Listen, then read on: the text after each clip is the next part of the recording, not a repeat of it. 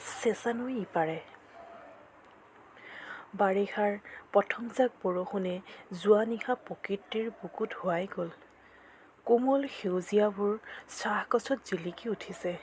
কেইদিনমানৰ আগলৈকে লেপেটকটাৰ পদূলিত যি ধূলিৰ কুঁৱলী আছিল, এতিয়া তাৰ পৰিৱৰ্তন ঘটিছে। বতাহ লাগি চাহগছৰ মাজে মাজে আকাশ লংঘি থকা কুৰৈ আৰু শিৰীষ গছৰ ডালপাতবোৰ হালি জালি আছে। চেঁচানৈ ইপাৰৰ জকাই হাবিৰ পৰা কোনোবা অচিন পক্ষীৰ আৰু মাজে মাজে কুলিৰ মাত ভাহি আহিছে। এতিয়া মই CSS-7 নং খিৰিকীখন খুলি দিলোঁ। চেঁচা বতাহ এজাক আহি যেন হিয়া-মন কোবাই গ'ল। শান্তিৰ কপৌ এজনীয়ে অহৰহ বিনাই আছে। সদায় পুৱা পাঞ্জাৱ ইঞ্জিনিয়াৰিং কোম্পানীৰ চালিখনৰ একে ঠাইতে পৰি হিয়া উজাৰি বিনাই থাকে সেই কপৌজনীয়ে। মই প্ৰাণ ভৰি শুনিছোঁ তাইৰ মাত আৰু নয়ন জোৰাই চাওঁ তাইক। কি যেন শান্তি আছে তাইৰ মাতত। সদায় পুৱা যেন কেৱল তাইৰ মাতটো শুনিবলৈকে মই সময়তকৈ আগতে আহোঁ। তাইৰ মাতত শান্তি আৰু প্ৰেম দুয়োটাই অনুভৱ কৰোঁ মই।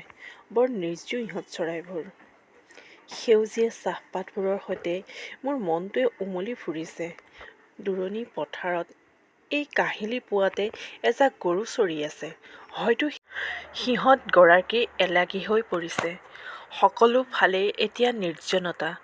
দিনে ৰাতিয়ে মাটি কঢ়িয়াই থকা ডাম্পাৰ গাড়ীবোৰো আজি বৰষুণ পৰি সংকীৰ্ণ হৈ পৰা পথৰ বাবে চলাচল বন্ধ হৈ আছে।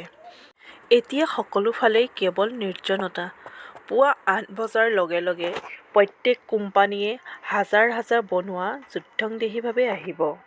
আৰু অলপ সময়ৰ পিছতেই দেখিবলৈ পাম হাজাৰ বনুৱাৰ হাড়-ভঙা পৰিশ্ৰম।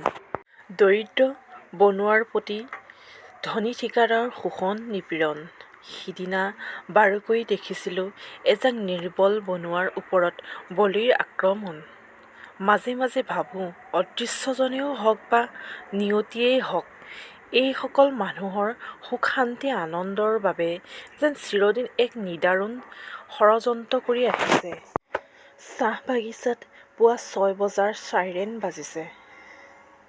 BCPL কোম্পানীৰ নিচেই কাষতে লাগি আছে লেপেটকটা চাহ বাগিচা।